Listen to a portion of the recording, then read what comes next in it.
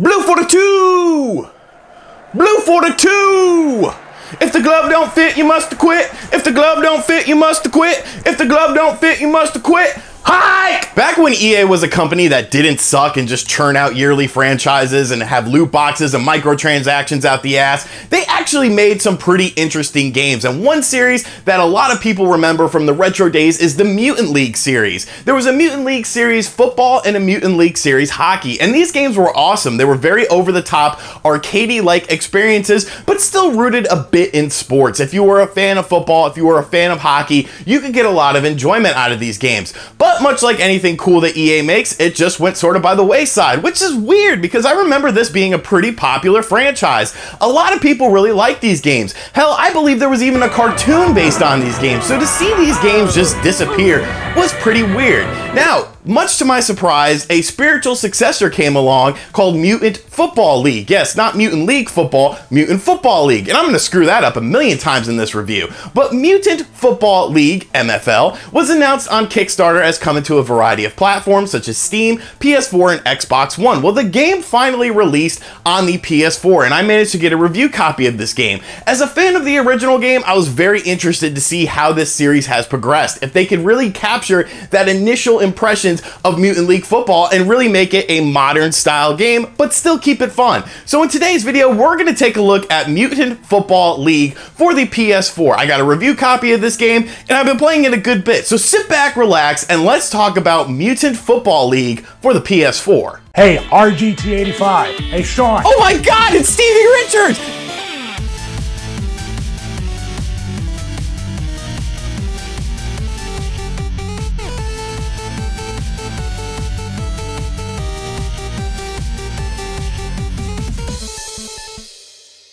So upon booting up Mutant Football League on the PS4, you're greeted to a variety of different game modes. There's a season mode, there's a playoff mode, there's online mode, and of course the standard exhibition mode. There's also a training mode if you want to get your feet wet and sort of see what the game is all about. Now, I immediately went into the one-on-one mode because that's what I was interested in. Just sort of quick pick up and play football. And it works pretty well. You pick your team and there's a lot of different teams. Some teams are locked behind, you know, an unlockable system, and some teams are available at the start. Now, a lot of these teams are based on real life teams. So there's teams based on like the Carolina Panthers, teams based on the New York Giants, two ultimate disappointments when it comes to the world of football, and the two teams I happen to somewhat follow in football. So there you go. But once you get into the root of the game, you see that it's sort of based on real life players as well. There's players, the names are sort of, you know, screwed up and mixed up a little bit, and you know, so it's sort of rooted in reality football, but it's very over the top. Now, like I said, there's a variety of different modes. If you check out the season mode,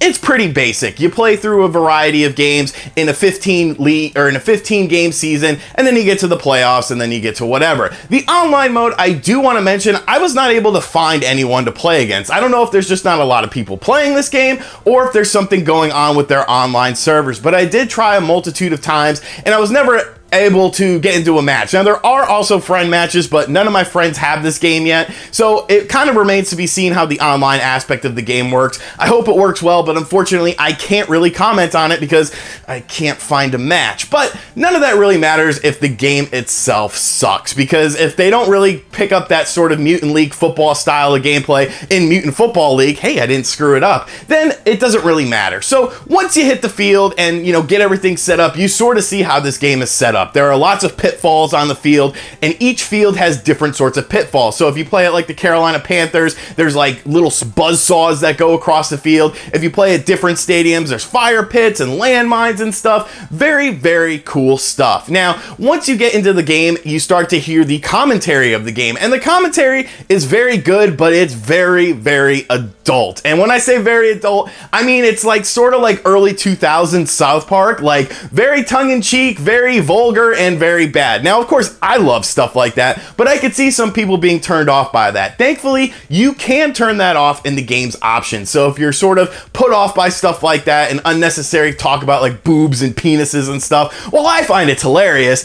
You can turn it off within the game. You can also adjust the violence level in the game, but I don't see why you would do that because it's Mutant Football League. It's supposed to be violent. It's supposed to be over the top. It's supposed to be the antithesis of the NFL and not the XFL. I don't know what you're doing there, Vince McMahon. What is wrong with you? You old senile man going to a home. Anyways, so once you hit the field, you start to play the game, and you see that the game is actually pretty fluid. Each team sort of represents a different type of mutant or a different type of monster. So some are like lizard people who can like roll on the field. Some of them are sort of cyborg-like creatures. So it actually pays to check out different teams. It's actually interesting to check out the different teams to see what sort of different play styles they have. If you choose a team like the New York Giants, or whatever they're called in the game, I can't recall right now, you'll be interested to see that they actually don't have any running plays. It's all passing based. And so once again, that sort of goes into the strategy of the game, because different teams have different playbooks, and different playbooks have different plays. And a team like the New York Giants, whatever they're called in the game, they don't have the ability to run the ball. So you're constantly passing.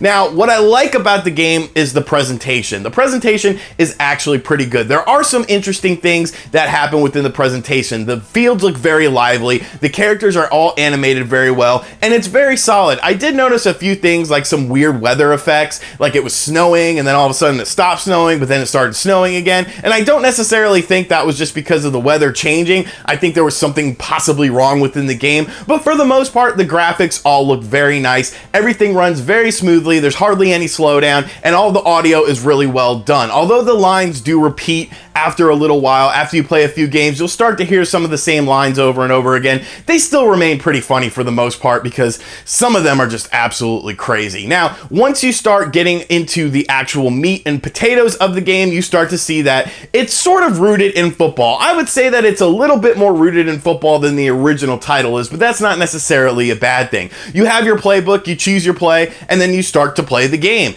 And it's very fast paced. It's very over the top. And one thing I really like about it is the ability to, hit people when they're on the ground, and everyone sort of has a life bar. And people are constantly dying within this game. So your players are constantly dying. You could choose whether to resurrect them in the same game or play no resurrection mode. I prefer to play no resurrection mode. Once these players are dead, I want a new cycle of people coming in. And when it comes to actual things going on within the game, there's actually like some dirty tricks that you can use. You could bribe the ref. So if someone's, first and goal on the 4-yard line and they score a touchdown, if you bribe the ref beforehand, they will call a penalty if they score a touchdown. So I like little things like that. You can also choose to kill the ref if you're on the offense and you don't like the way plays are going. There's all sorts of weird things. You could turn your running back into like a person on fire who's just burning different people. Electric shocks on defense, so when you tackle someone they get electrocuted. Very cool and clever stuff. There's a Strawberry Fields thing, which is like a very trippy acid mode, which is like it changes up the controls for one of the plays. Very cool stuff. It definitely keeps you on your toes, and it definitely keeps the game going well. Along with that are the things, the pitfalls on the field. Like I said, there's spikes, there's chainsaw or buzz saws going across the field, there's lava pits, and these will impact the game as well. So I remember I was playing the game, I ran over a landmine when I had an open goal to the touchdown, and all of a sudden my player died and I fumbled the ball. So then it just causes all this sort of chaos,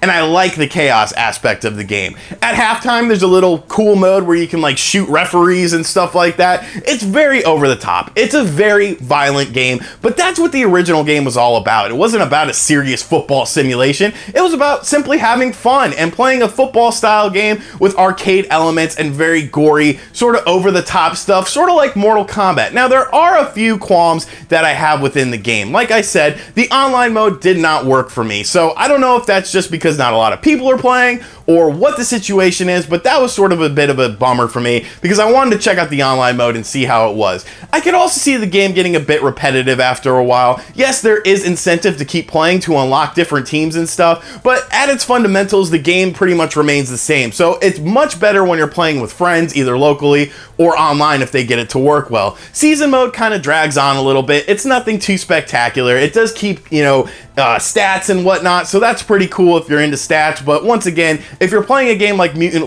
Football League, I almost screwed it up. If you're playing a game like Mutant Football League, you probably don't care too much about stats and stuff like that. You just want to play some hard-hitting action.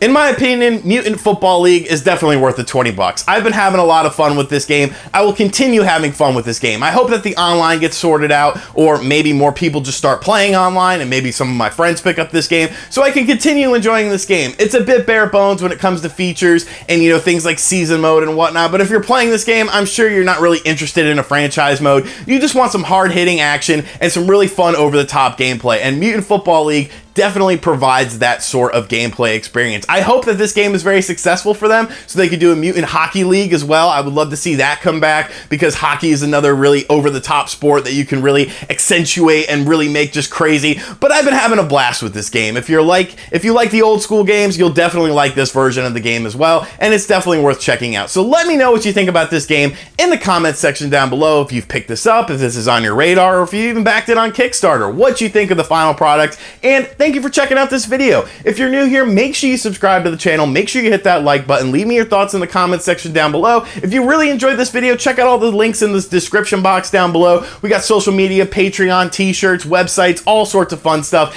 and hopefully I will catch you guys on the next video. Later. RGT!